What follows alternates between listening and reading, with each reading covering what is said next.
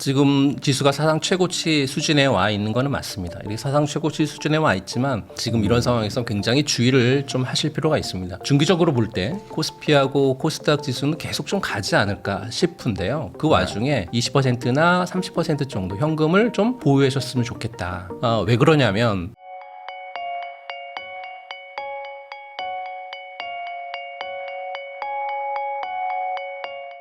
안녕하세요. 부익남TV의 부익남입니다. 오늘은 경제 원탑 조진표 대표님 모시고 최근 주식시장과 또 코인시장 다양한 이야기 한번 나눠보도록 하겠습니다. 대표님 안녕하세요. 네, 반갑습니다.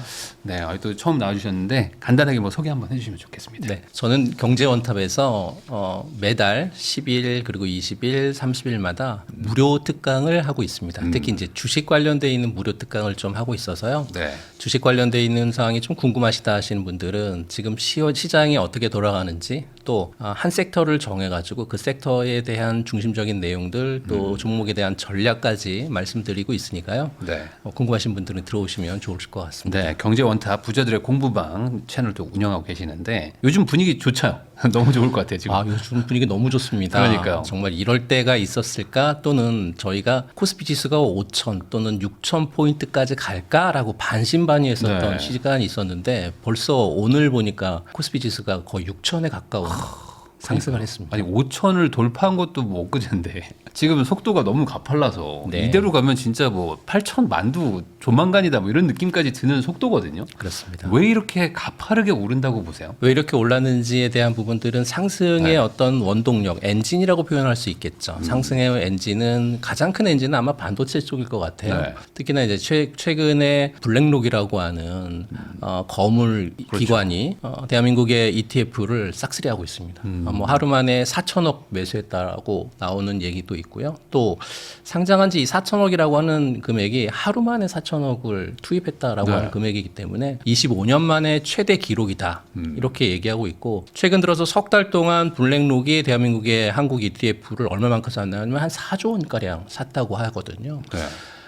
이제 미국의 빅테크가 좀 비싸니까 정말로 저렴한 대한민국의 주식을 사는 거 아닐까라고 이렇게 좀 보고 있고 아시아 쪽에서의 가장 보수적인 증권사라고 할 수 있는 노무라 증권이 있는데요. 이 노무라 증권에서 대한민국의 투톱 삼성전자하고 SK하이닉스에 대한 목표 주가를 삼성전자는 29만 원, SK하이닉스는 156만 원으로 상향을 하죠. 네. 근거가 있습니다. 어떤 근거냐면 2027년 그러니까 올해 말고 내년에 삼성전자가 벌어들일 이익이 322조 원이 될 거다라는 근거. 그리고 SK하이닉스 같은 경우에는 225조 원이 될 거라고 하는 근거를 내세워서 이렇게 삼성전자의 주가를 높이고 SK하이닉스의 주가를 높입니다. 그런데 내년 한 해를 놓고 보게 되면 사실 내년 2027년에 삼성전자가 벌어들일은 332조 원이라고 하는 이 금액이 얼마만큼 큰 금액이냐면 전 세계에서 가장 돈을 많이 버는 그런 기관이 된다라는 거죠. 엔비디아보다도 많이 벌고 구글보다도 많이 벌고. 맞습니다. 엔비디아가 내년에 벌어들일 이익이 한 260조 정도 되고요. 네. 세 번째는 아람코라고 하는 석유 네. 재벌이죠. 내년에 한 255조 벌 겁니다. 애플이 내년에 한 220조 정도 벌 그런 계획이 있고 또 SK하이닉스 같은 경우에도 225조니까 그런 기업들을 다 제치고 전 세계에서 1등으로 돈 많이 버는 기업이 된다라는 거죠. 그런데요. 삼성하고 SK하이닉스를 그동안 돈을 많이 벌고 있는 반도체 기업, 그러니까 엔비디아하고 TSMC하고 벌어들이는 영업이익을 가지고 단순하게 주가를 놓고 그래프를 비교를 해봤더니 제가 네. 그래프를 하나 보여드리게 되면 요 그래프입니다. 이 그래프 보게 되면 맨 위에 검정색 선이 엔비디아고요. 네. 그 밑에 있는 게 TSMC, 그리고 파란색이 삼성전자, SK하이닉스 이렇게 분류가 되거든요. 네. 주변 환경을 다 빼놓고 벌어들이는 영업이익만 놓고 봤었을 때 심각하게 저평가되어 있다라고 하는 그래프가 요 그래프입니다. 이 세계에서 돈을 제일 잘 버는데 맞습니다. 주가는 너무 싸다. 그렇죠. 특히나 특히나 PER 지표라고 하는 걸로 놓고 보게 되면 삼성전자는 PER이 9배 정도, 네. SK하이닉스는 6배 정도 되니까요. 이건 올해 실적 컨센서스를 통한 PER 지표인데요. 돈을 많이 벌고 있는데도 불구하고 저평가되어 있으니까 기관들의 자금이 계속 들어오고 있다. 이렇게 보시면 될 것 같고요. 그럼 여기서 이제 좀 궁금한 거는 결국에 지금 삼성전자랑 하이닉스, 그러니까 말 그대로 이제 반도체 때문에 이렇게 주가가 올라가고 있는 건데, 그러니까 지수도 나머지도 그러면 같이 지금 가는 분위기인 건지 아니면 이게 반도체 독주로 좀 봐야 되는 건지 어떻게 봐야 될까요? 상승의 원동력은 반도체가 있고요. 그 네. 두 번째 원동력은 코리아 디스카운트 해소에 대한 부분들이 있고 네. 세 번째는 돈을 잘 버는 조선이나 방산이나 전력 인프라 정도. 이 세 개의 섹터가 전체적인 지수를 다 올린다라고 보시면 될 것 같아요. 그러니까 반도체만 올리고 있다 또는 코리아 디스카운트 해소로 인해서 증권이나 은행주가 올리고 있다 이런 건 아닌 것 같고요. 전체적으로 지금 밸런스를 맞춰서 가고 있는데 유독 반도체, 코리아 디스카운트 해소, 증권, 조선, 방산, 전력 요 정도 섹터 정도만 지금 전체적인 지수를 끌어올리고 있다. 이렇게 읽는 게 가장 좀 현명하지 않을까 싶고요. 근데 뭐 사실 뭐 두 개 회사가 시총이 뭐 거의 뭐 40% 가까이 뭐 차지하니까 뭐 반도체가 가면 지수는 뭐 폭주할 수밖에 없는 뭐 그런 구조인 거죠. 맞습니다. 야, 그러면은 이 상황에서 요즘 조금씩 나오고 있는 게 이거 너무 오른 거 아니냐, 너무 빨리 오른 거 아니냐라는 생각에 단기 조정이라도 좀 받을 수도 있지 않나라는 걱정을 하시는 분들도 있는 것 같고 이대로 계속 갈 수 있나 뭐 이런 우려도 있는데 뭐 개인적으로는 좀 어떻게 보세요? 지금 지수가 사상 최고치 수준에 와 있는 거는 맞습니다. 이렇게 사상 최고치 수준에 와 있지만 이 지금 상황에서 현금을 좀 보유해야 되지 않냐라고 하시는 분들도 있고 아니면 계속해서 갈 수 있는 그런 환경이 조성되느냐라고 하는 부분들이 있는데요. 저는 중기적으로 볼 때 코스피하고 코스닥 지수는 계속 좀 가지 않을까 싶은데요. 그 와중에 현금은 좀 보유해야 되지 않을까. 현금 보유 비중을 주식을 한 7%, 70% 보고 현금을 30%나 아니면 8대2 정도 7대3이나 8대2로 좀 보고 싶은데요. 왜 그러냐면 지금 증권사 리포트들을 다 이렇게 분석을 해보게 되면 공통적인 키워드는 실적의 차별화라고 네. 하는 공통적인 키워드가 나오거든요. 그러니까 지수가 고점에 도달했다는 얘기는 돈을 잘 버는 그런 증거는 맞습니다. 하지만 기대감이라든지 또는 정말 실제 가치가 조금 앞서 나가고 있다라고 하는 경고등도 좀 켜져 있는 그런 상황이거든요. 그러면 현금을 보유해야 될까요? 라고 하는 어떤 질문이 있을 수 있는데요. 네. 전 뭐 당연하게 그래야 된다라고 말씀드리고요. 현금은 한 20%나 30% 정도 현금을 좀 보유하셨으면 좋겠다. 그러면 이 현금은 어떻게 쓰일 거냐? 현금의 역할이 한 두 가지가 있는 것 같아요. 첫 번째 현금의 역할은 갑작스러운 어떤 시장 조정이 일어날 경우에는 그때 좋은 종목을 싸게 살 수 있는 어떤 그런 기회로 현금을 활용할 수 있을 것 같고요. 두 번째는 예상치 못한 주도주의 어떤 이탈이라든지 아니면 예상치 못한 주도주가 탄생할 수 있는 그런 가능성이 있기 때문에 주도주의 탄생이 진행이 된다라고 하면 기회비용으로 충분히 쓸 수 있지 않을까라고 말씀을 드리고 싶습니다. 근데 여기서 이제 고민인 게 이제 여유 자금이 있는 분들이야 뭐 이제 할 수 있는데 보통은 이제 올인을 하시는 분들도 많을 것이고 제 주변에서도 언제 팔아야 되냐 뭐 이런 고민하고 있는 분들 많아요. 왜냐면 계속 가니까 그러면 이제 현금 확보를 한다는 거는 어떤 분들에게는 있는 주식을 팔아서 현금화를 하라는 의미일 수도 있단 말이죠. 그렇게 해도 될까요? 잘 가고 있는데도 지금 상황에서 지금 뭐 삼성전자라든지 SK하이닉스를 들고 보면 있는데. 사실 들고 있는데 이걸 지금 빠져나와야 되냐라고 말씀하시는데요. 신호가 있습니다. 그러니까 빠져나와야 되는 위험 신호. 네. 그 빠져나와야 되는 위험 신호 첫 번째는 인플레이션 지표를 좀 보셔야 되는 거죠. 네. 투자할 때 가장 먼저 조심해야 될 지금 현재에 있어서의 중요한 사항은 인플레이션인데요. 왜냐하면 인플레이션이 높게 오랫동안 유지가 된다라고 하면 연준에서 금리 인하가 단행된다 하더라도 장기 국채 같은 경우는 굉장히 높은 수준을 유지할 수 있거든요. 네. 이렇게 되면 금리를 내리기는커녕 다시 올려야 되는 그런 상황이 도래할 수 있기 때문에 금리를 올린다는 얘기는 주식시장에 굉장히 큰 리스크로 작용할 수 있거든요. 네. 그렇게 되면 안 되기 때문에 또 실질적으로 인플레이션을 확인할 수 있는 지표는 잘 아시는 뭐 CPI라든지 아니면 PC 지표 같은 이런 지표들을 확인을 해서 시장이 어떤 예상치에 대한 부분들을 연속적으로 뭐 상승하는 그런 흐름이 전개된다라고 하면 과감하게 고민을 좀 해볼 그런 타이밍이 아닐까 싶고요. 그리고 두 번째 신호도 있는데요. 빚내서 투자하는 사람들이 굉장히 많이 늘어났다는 거죠. 네. 제가 표를 하나 또 보여드릴게요. 지난 1월 달부터 2월 달까지 신용융자 잔고가 굉장히 많이 늘었고요. 네. 또 한 달 만에 코스피에서 신용자금이 한 3조 원가량 들어왔다고 합니다. 거기에 고객 예탁금도 한 110조가량을 넘어서고 있기 때문에 신용융자에 대한 잔고가 늘고 고객 예탁금의 잔고가 지금 많이 늘고 있는 그런 상황이어서 특히나 이럴 때에는 개인 투자자분들이 좀 우를 범하는 게 한 가지가 있죠. 빚내서 투자하는 거. 일명 B2라고 하는 부분이잖아요. 주가가 올라갈 때는 사실 이 B2에 대한 부분들은 수익을 증폭할 수 있는 정말 좋은 수단 중에 하나입니다. 하지만 네. 조정이 오거나 또는 하락이 오는 그런 장이 펼쳐질 경우에는 반대 매매가 계속 연쇄적으로 쏟아지기 때문에 굉장히 위험한 그런 부분들이고 최근에 증권사에서 그러다 보니까 레버리지에 대한 어떤 한계를 느끼면서 증권사들이 줄줄이 대출을 중단하는 네. 그러한 부분들이 나타났죠. 그러면 이게 그동안 이제 뭐 계속 투자를 오래 하신 분들은 신용 잔고가 늘어나고 하면은 이거 조심해야 된다 이런 얘기들 많이 하셨거든요. 그러니까 그만큼 어찌 보면 약간 단기적으로 과열일 수도 있고. 그러니까 이게 실적이 좋지만 실적 좋은 것보다 주가가 더 빨리 올라가는 거일 수도 있는 거잖아요. 그럼 이런 상황에서는 조금 주의는 해야 되는 건가요? 맞습니다. 지금 이런 상황에서 굉장히 주의를 좀 하실 필요가 있습니다.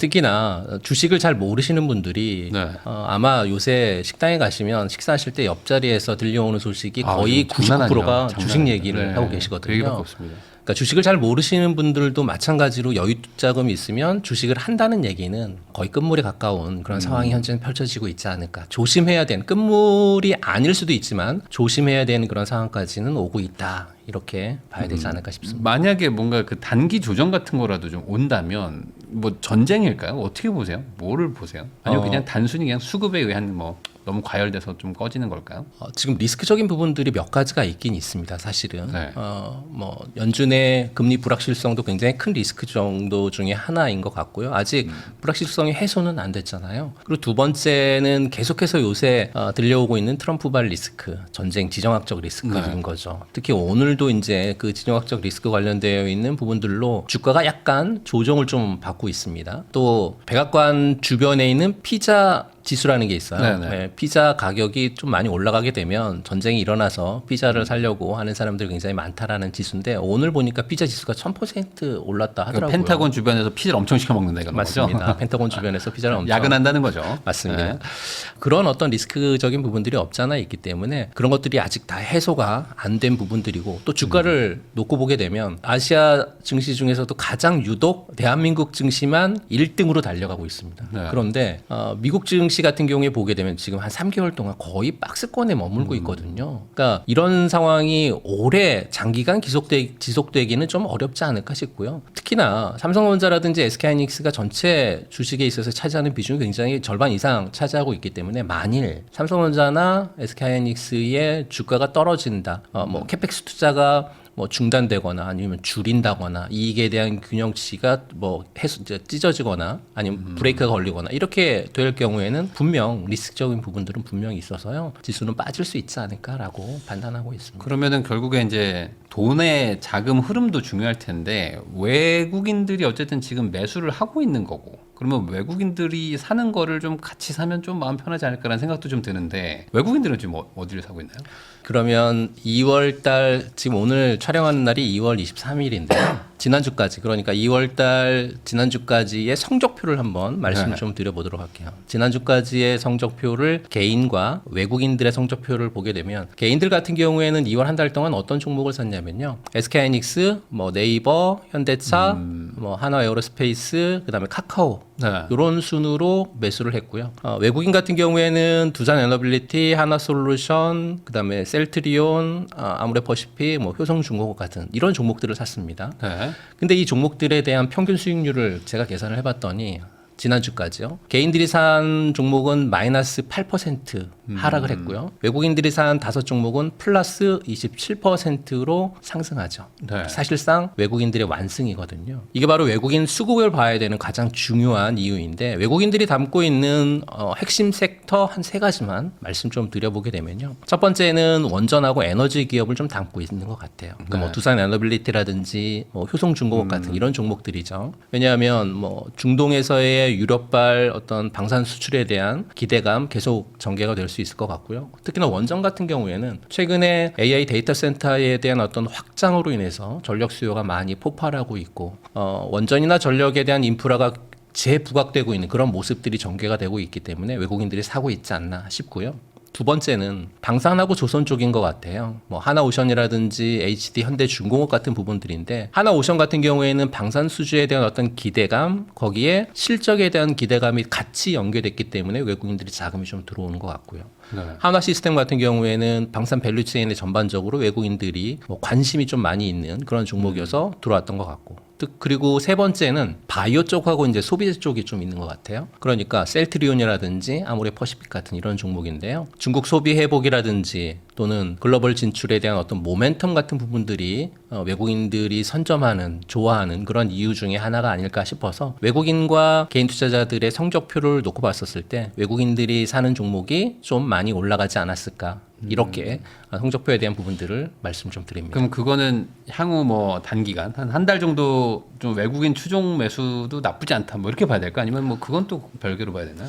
제가 보기에는 외국인들이 단기 자금도 분명 잘 활용하는 그런 부분들도 없잖아 있지만 중장기적인 측면에 있어서의 모아가는 종목일 수도 있다라는 네. 관점인 거죠. 왜냐하면 단기간에 뭐 30% 40% 이렇게 오르게 되면 외국인들도 마찬가지로 주식을 수익 실현하거든요. 그러면서 계속해서 비중 조절을 하면서 롱텀하는 그런 구간을 주로 그 전략으로 삼고 있고요. 지금 말씀드렸던 섹터 같은 부분들은 아실 거예요. 돈 잘 버는 섹터고요. 또 시중에서 또는 증권사의 리포트에 자주 등장하는 그런 섹터의 종목들이기 때문에 외국인 또한 이런 것들을 캐치하지 못하는 그런 부분은 아닐 거다라고 판단하고 있습니다. 그러니까 결국에는 지금 뭐 외국인도 그렇고 뭐 돈을 좀 벌었다가 그러니까 돈을 좀 벌었다고 말하는 분들의 공통점은 다 대형주 거의 뭐 주도주들만 시총 큰 것들만 많이들 산 분들이 이제 돈을 벌었는데 사실 뭐 개인 투자자 분들은 그런 것도 많이 가지고 계시지만 뭐 작은 것들 막 소형주들 뭐 이런 것들 해서 이제 단기적인 좀 시세 차익을 노리려고 하는 분들도 많잖아요. 그러다 보니까 그런 분들이 또 소외를 많이 당하고 생각보다 나 돈 번 거 없다 이런 얘기 하시는 분들도 있는데 이분들이 지금이라도 그럼 갈아타야 되냐 이거 때문에 또 고민이 많으실 것 같아요. 너무 많이 올랐는데 여기서 가면 팔자마자 또 이제 오르면 어떡하냐. 내가 가면 또 빠지고. 이런 고민은 좀 어떻게 봐야 될까요? 자, 한마디로 결론적인 부분들을 말씀드리면 가는 말이 더 간다라고 네. 말씀을 좀 드릴 수 있을 것 같고요. 1등 선단에 올라타라. 네. 그런 말씀을 드리고 싶습니다. 아직 끝나지 않은 거군요. 아직 끝나지 않은 것 같습니다. 그렇다라고 하면 전략이 있을 거 아니에요. 네. 전략을 몇 가지로 말씀 좀 드려볼게요. 낙수 효과 기다리시는 분들 굉장히 많습니다. 그러니까 대형주가 가면 아랫단에 있는 중소형주가 가고 소형주들이 갈지 않을까라고 기다리시는 분들이 있는데 네.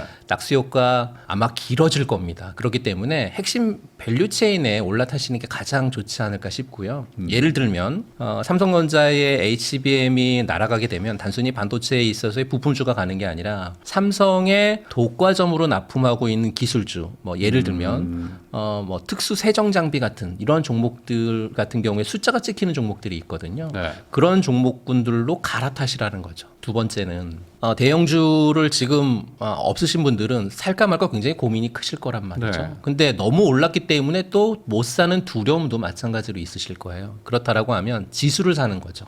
단순하게 포모 증후군이라고 해서 주변에 어떤 사람은 삼성이나 SK하이닉스로 돈을 많이 벌었대더라. 나는 다른 중소형주를 갖고 있는데 포모 현상을 통해서 배제되고 사실 솔직하게 대한민국 국민은 어떤 국민성이 있냐면 배고픈 건 참지만요. 네. 배 아픈 건 못 참아요. 네. 그러다 보니까 이 포모 증후군이라는 게 나왔는데 그렇다라고 하면 지수를 사라. 어떤 지수? 코스피 200 지수나 아니면 반도체 탑10 ETF 같은 이런 지수를 사게 되면 수익은 계속해서 지수의 형태로 상승을 하는 그러한 종목군들이 대형주가 많다 보니까 심리적인 안정을 찾으면서 수익적인 부분들도 어느 정도 올라타는 그런 효과를 가져올 수 있기 때문에 가장 좋은 효과가 아닐까 싶고요.